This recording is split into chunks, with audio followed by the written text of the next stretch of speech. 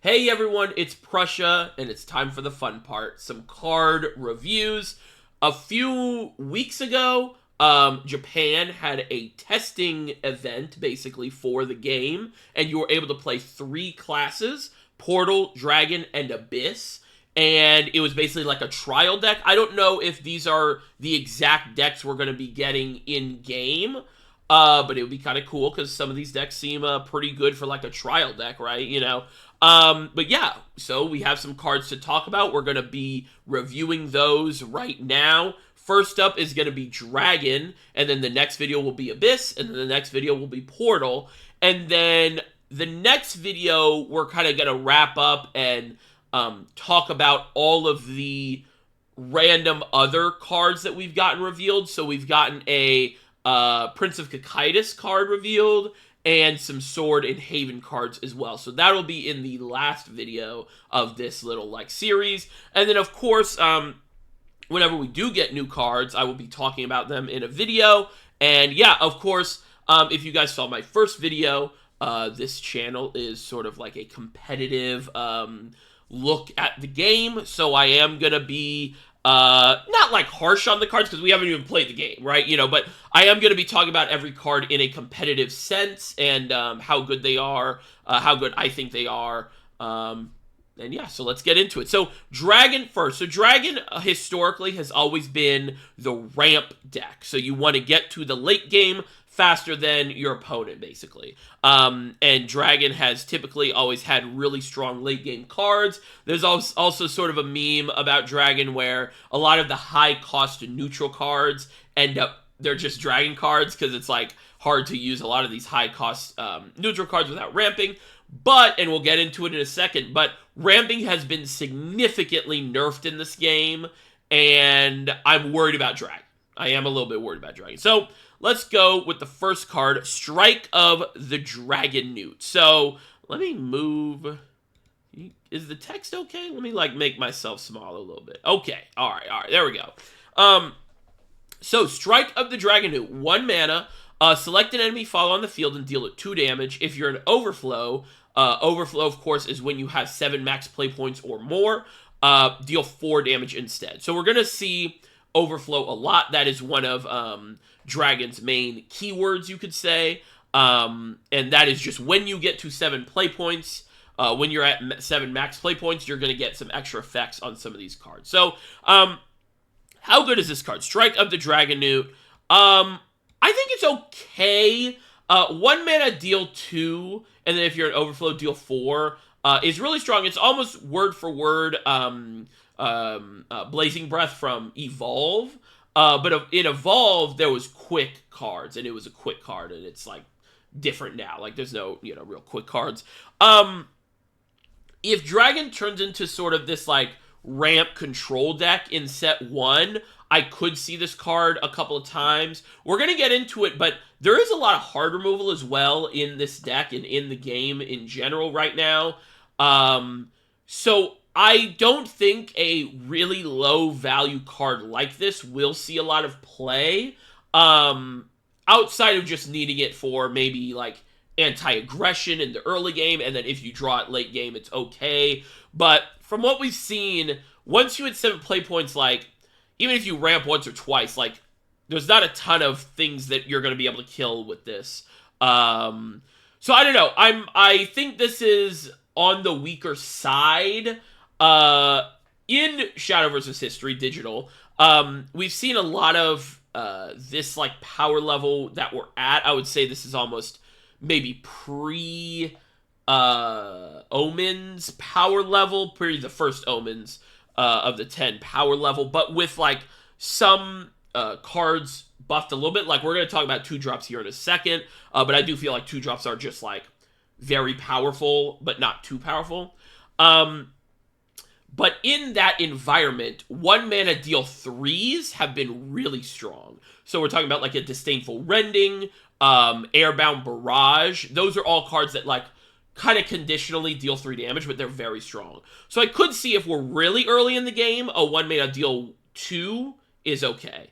But yeah, I don't know. I'm interested to see if this card sees a lot of play. It might just be necessary because Dragon just doesn't have a ton of early game removal. But yeah, so next card, and we're going to start talking about the neutrals. When we talk about neutrals, in the next videos, I'm going to skip over them if they're the same neutrals. And I'll just be like, hey, watch the Dragon video, you know. So, Leia, Bellringer Angel. Bellringer Angel, of course, is a classic Shadowverse card. She has a name now, Leia. 2 mana, 0/2, Ward. Last words, draw a card. And then when she evolves, she draws a card. I don't think this card's going to see play at all in Shadowverse Evolve, which I keep referencing because it's the closest example we have of like a reset power level format. And in that format, in set 1 of Shadowverse Evolve, Dragon was very good. But we'll talk. Yeah, we'll kind of talk about that a little bit. They had some really broken cards back then, you know. But this card, I think, is not good at all because it costs 2, and we're going to see here in a second, 2-drops are really, really fucking strong. This is not a strong 2-drop at all. And yeah, I don't know. I don't think this card will really see play at all. You don't really want to be spending Evolve points, especially in this environment where we're not really recovering play points. So yeah, I don't know. I think it's pretty bad. Next card, Fildau. This card is insane. 2-drop, 2/2. On Evolve, select the enemy file on the field and destroy it. So a 2-drop, 2/2 vanilla that just evos and kills something. This card is really strong. I feel like we're going to see this card in many, many decks in the beginning of the game. Having an access to a hard removal card on a neutral is really good. It's also still just a 2-drop. And I'm expecting, this is sort of speculation just on my part, because of the way going second works now, and you basically have the coin in the extra play point that you can use once through turn 1 through 5, and then another time between 6 and till the end of the game. Having an abundance of 2-drops so that when you go second, you can extra play point and play 2-drop is going to be really good. And just being a vanilla is pretty good. And then it evoing and hard killing something, I think is really strong, especially for control decks. I would expect sort of more mid-range decks and obviously like aggro decks to not play a card like this because I think mid-range decks are going to have better high-value 2-drops. But for a control deck, a cheap hard removal at the cost of an evolve point, of course, really good. I think this card is insane, especially for a neutral. Very, very strong. Fildau. Also, he is a new character. He's not from Rage Bahamut and not from the old Shadowverse game. So that's kind of interesting. Searing Dragonute. So this is the first time I realized, okay, they are bumping 2-drops up. So Searing Dragonute, 2-drop, 2/2. That's the vanilla stats for a 2-drop. Select enemy file on the field and deal it 1 damage. I want to show you guys an example of an older card that was played a lot in digital, and that is Belinus. Belinus, of course, was a shadow card. He was a 2-drop, 2/2 that when he died, dealt 1 damage to a random enemy follower. This card was really strong in the mid-range shadow deck for a really long time because he was just a very premium 2-drop that had very good effect. And Searing Dragonute, of course, is in a different class, right? But we can sort of see that their intention is to raise the power level of 2-drops in general. So just being able to, hey, choose, deal 1 damage, right? I think this card is really good. I just don't think it's going to be played in like a control like ramp dragon deck, because in a deck like that, you want all of your cards to be really high value, and this is like not high value outside of the early game. But yeah, I think this card's pretty good, and it makes me think that if we get an abundance of dragon 2-drops that are just like straight up good, we could see an aggro dragon deck that we've seen in the past with a Forte. Forte, of course, we've seen in the trailer. We just don't know her exact effects. And yeah, so Searing Fire Newt. Did I call it Dragon Newt? Searing Fire Newt, whatever. Pretty cool. I like him. Next, Little Dragon Nanny. This card is really cool. 2-drop 1/1, Fanfare, summon a Fire Drake Whelp, and the Fire Drake Whelp is a 1/1 with Intimidate. And Intimidate means your opponent cannot swing into it with followers. So it's a 2-drop 1/1 that summons a 1/1 that can't be swung into, and then on evolve on this card, you summon another one of those. So Sword, of course, has had Oathless Knight. That was sort of the classic 2-drop 1/1 that summons a 1/1 with like basically no other effects. And so now we see for Dragon a very similar card, but with Intimidate. And I really like that we already see 2 different paths for Dragon to take in set 1. We see the aggro, hard to, I should say, interact with decks like, cards like the Little Dragon Nanny. You summon a Fire Drake Whelp, and you start just swinging face, and they're just hard to remove. And you have like that aggro strategy, especially if Forte is good, and maybe we get another Storm card that's like mid to late game. We get like an Aina or something. Or, of course, we've seen like the Strike of the Dragonute, and we'll see here in a second some other very good mid to late game cards that want you to go into this ramp late game play style. So I'm really excited. I really think the direction of this game is going in a good direction, showing that they're going to try at least to give every class a couple ways to play the game at the beginning. So really like that. Really like this card. Don't be shocked if it doesn't see play, though. It's sort of my thing. Like, it's a really good card, but if there's just not enough support for Aggro Dragon, this card will not see play. So yeah. Next card, Dragon Sign. So here we go. Let's stop here. Let's talk about ramping in Shadowverse. So ramping in Shadowverse has always been very strong and just kind of uninteractive and not like fun to play against, right? The original ramp card was Dragon Oracle, a basic 2-drop, gain an empty play point orb, and then if you're an overflow, draw a card. This was one of the best cards in the entire game for a very long time, and it was a basic, anytime ramp was played or good, you had this card in the deck. So now we see Dragon Sign, a 3-drop, gain 1 max play point. I guess they call it max play points now. And then if you have 10 play points, draw a card. So they even nerfed the draw. What this means for ramping is, I think ramping is going to be pretty weak unless we get an abundance of ramp. And my take is I'd rather us get like 6 cards that ramp and are like mid to like mediocre than what we've had in the past where it's like 2 broken ramp cards and they like, if you hit it, you're golden, but if you miss, then you're playing like a terrible deck, Like if we get some cards like 4-drop, like we see a 4-drop ramp card here soon, but like, another like 4-drop, maybe that'd be pretty good. I was gonna say 4-drop kill something ramp, that'd be pretty strong.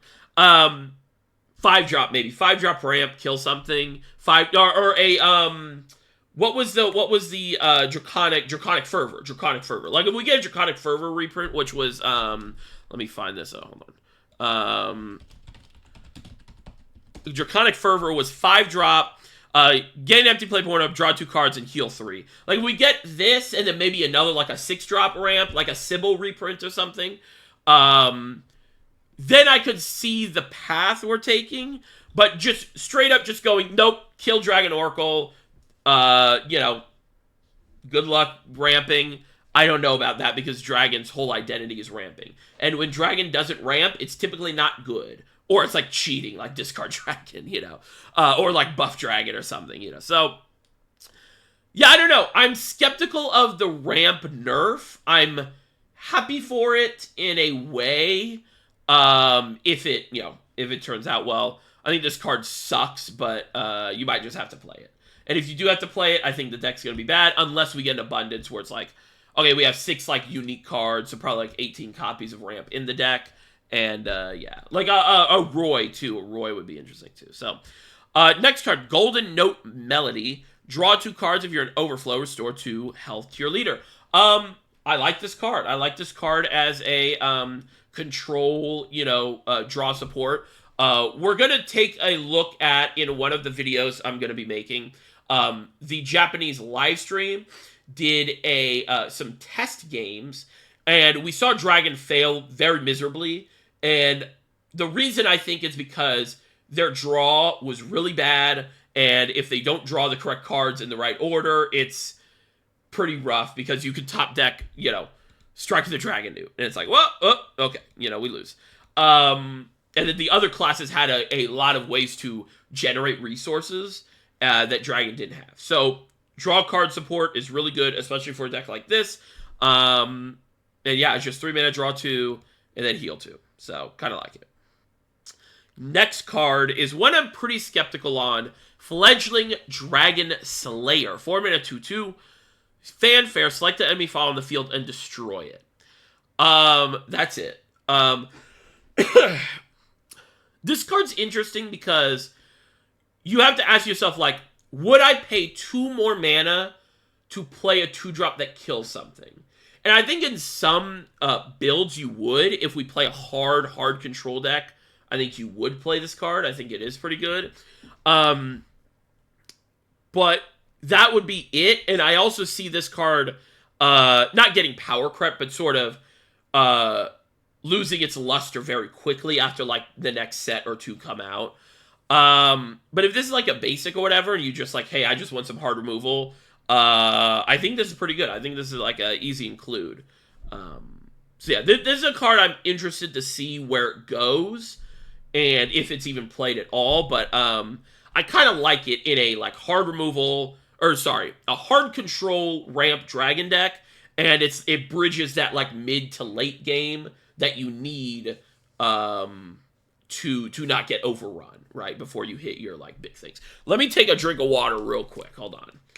It wouldn't be a video of mine without me drinking the water in the middle of it.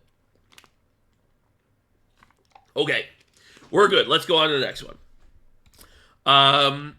Liu Fang Golden Note Ward. So every class is getting these new Shadowverse original cards that were not in the original game and were not from from Rage of Bahamut. And Liu Fang, I might have butchered the name, but is the dragon one. So 4 mana 3/3 Fanfare. If you're an overflow, evolve this follower. So this is our first auto evolve follower. We had a lot of these in the original Shadowverse game.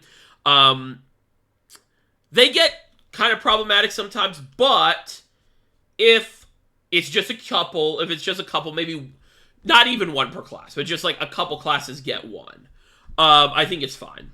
Then when this follower evolves, gain 1 max play point. So in the past, we've had cards like, let me try to hit the exact one. I think it's Dragon Knight, right? No, it's a dragon. What is it? The Isla.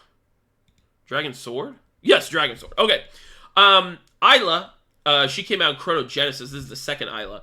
Her effect was 2 mana, just vanilla 2-drop, but on evolve, you gain empty play point orb. And then that started the trend of us getting these like low cost cards that do pretty much nothing, and then on evolve ramp. So this is our first one for this game. Hopefully we get like a second one, like I was talking about, to get an abundance of ramp. And this card's actually really good. When I first saw this card, I was like, I don't know.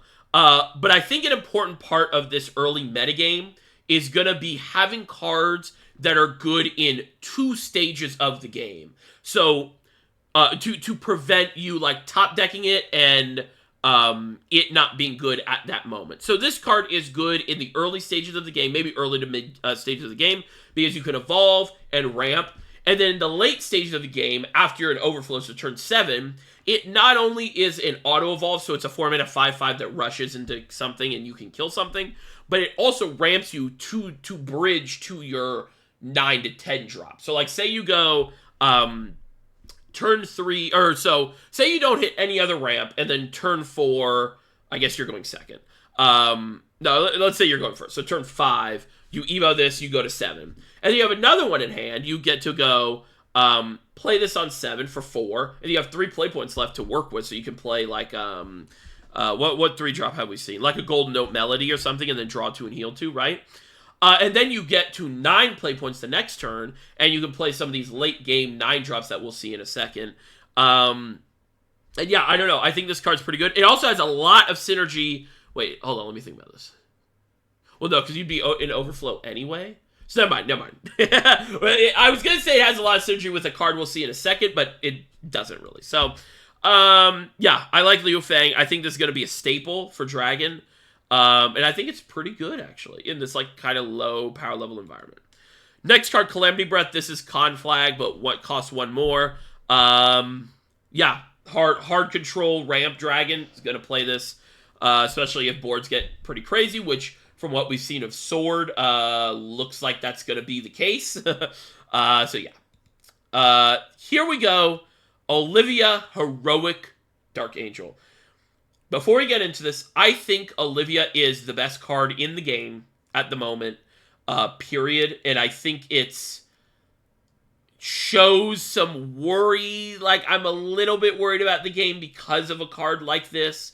So, of course, Super Evolve, I kind of talked about it in the first video, or if you just know how Super Evolve works. When you Super Evolve, you do not take damage and cannot be destroyed on your turn, which means you can just free swing into stuff. And then, yeah, it's like, oh, sorry. And then when you kill something, it deals 1 damage to the opponent's leader. Dark Angel Olivia, I guess she's a Heroic Dark Angel now. 7 mana, 4/4, Fanfare, draw 2 cards, heal 2, and recover 2 play points. So already, without the Super Evolve effect that we'll look at in a second, this card is very strong. Because it's a 5 mana, 4/4, effectively, that draws 2 and heals you 2. Then, on Super Evolve, you select another unevolved allied follower on the field and Super Evolve it. So, I want to paint a picture for you. We've seen some really strong 2-drops. Also, another important thing to note is cards like Phil Dao that have evolve like text will not activate. Cards, though, like Liu Fang, because it's worded when this follower evolves, will activate. Because you are not manually evolving some of these cards, some of these evolve effects will not go off. Just want to, like, make sure people, understand that. So, you get to 7, right? Slam Olivia, draw 2, heal 2, you get 2 play points back. Play a 2-drop, any of our really strong 2-drops we've seen. Evo Olivia, Evo the 2-drop. Now you have a 7/7 and a 5/5 that are swinging into something. Both are swinging into something. Probably killing 1 to 2 things on your opponent's board. They don't die. You probably dealt 1 to 2 damage to their leader. And then you have a 7/7 and a 5/5 that is pretty much only answerable by an Olivia on their side. With the exact, Olivia into a 2-drop. I don't like that pattern. I don't like the idea of that pattern at all. I don't know. I think Super Evolve is really strong. I think it's a little too strong. But we'll see what happens. I think it makes board, how do I word this? It makes board almost not matter because it's just whoever played Olivia last. And we don't see, we don't have, a Bahamut yet. Dragon has a sort of similar, board clear card. But I don't know. We'll see. Hopefully I'm, not right about Super Evolving being too strong. But, yeah, Olivia scares me. But it is the best card in the game right now, as we see it. And it's just going to be used every time. Because even without the Super Evolve effect, right? It's still a 5 mana 4/4, draw 2, heal 2. That's really good. That's really, really good. So yeah. Dark Angel Olivia. We probably won't talk about it in the other card reviews, but I will touch upon it because I think it is going to be such an important part of the metagame that, like, if we ever see, like, a good 2-drop or anything, it's going to be important to mention. So, yeah. Next card. Garyu, Fabled Dragon Kin. 8 mana, 5/5. Fanfare, summon a silver and a gold dragon. Super Evolve, give all allied copies of Gold Dragon Storm, and give all allied copies of Silver Dragon Barrier. So let's look at Gold Dragon is a, wait, hold on. Oh, okay. My bad. I read this card originally, I guess. So let me so the Gold Dragon is the Ward 4 mana 4/5. And then when you Super Evolve it, the Gold Dragon is going to get Storm. Okay, that's really good. And then the Silver Dragon is the 5/4 Rush, and that one will gain Barrier. So I thought it was swapped, but this is way better. So now you're going to be able to get a 4/5 Storm, and then the Rush guy will be able to swing into something and not die because it has a Barrier. Is that actually better? 4/5, because like having a 4/5 Ward Barrier, I feel like might be better. I don't know. Anyway, but now I know. So the Silver Dragon gets Barrier. It's gonna be a Rush Barrier, and then Gold Dragon is gonna be a Storm Ward. So pretty good. This card's really good. I think that the fact that this card is good without its Super Evolve as well is really important because we already have one card we want to Super Evolve in the Olivia, and then we have a second card here with Garyu, and we only get 2 Super Evolves, right? So, yeah, I think Garyu is going to be one of the strongest Dragon cards, and one of the reasons why you want to ramp to the end game, to the late game fast. Will we be able to do that? I don't know. The late game is something that I'm not 100% confident about, because sometimes, like, I'm reading some of these cards and it's like, it feels very, it's gonna feel very like your big body versus my big body, and then whoever has the best big body wins. But obviously if Olivia is there, she comes out a turn earlier, so we'll see. Next card is one I'm really excited about. Twilight Dragon. 9 mana, 9/9. Fanfare, give all enemy follows on the field -9 health, and then Super Evolve, draw 3 cards. So this is the big bomb for you've ramped like 2 or 3 times, and you're able to play this early, Super Evolve, draw 3. I think this card is really strong. I really, really like this card. And this is the sort of build-around card that you want to see for a ramp control Dragon deck. Another thing to note, since it's a -9 health, it doesn't do damage. So if they have a barrier or whatever, it just kills them straight up. So yeah, cool card. Next card, last card. Thankfully, it's very simple. 10 mana, 9/10 Storm. Genesis Dragon Reborn. This is just a better version of the original Genesis Dragon, which was a 7/9 Storm. Yeah, not much to say. I don't think this card is that good. Because getting to 10, I think, is going to be pretty hard. And a lot of these 8-drops feel like they're just building a big board. And this doesn't really do anything to prevent that. If you ramp like 3 times, you can get this out on 7, basically. So yeah, but there's also a lot of hard removal as well. So I don't think this card is really good at all. But it might just be played because there's just not enough other good stuff. So yeah, that's pretty much it for Dragon. Very excited about this class, but I do think it's the weakest of the 3 that we've seen so far. Even like of the 5, because we've seen a couple Sword cards, a couple Haven cards. So yeah, let me know what you guys think of Dragon. And if you made it 29 minutes, thank you for watching the video. If you like these type of sort of long-form videos, stay tuned. If you have any comments or anything you'd want me to talk about as well, because I have a couple videos planned, but after that, it's going to be like a month until the game comes out, so I have some ideas. But if you guys have anything you want me to talk about, let me know in the comments. And yeah, thanks for watching. I really appreciate it, and stay tuned for the Abyss and Portal card review, and then of course the Sword and Heyman card review. You know, Sword I'm very excited for, but we will get to that soon. All right, thanks for watching, guys. I really appreciate it. Bye bye.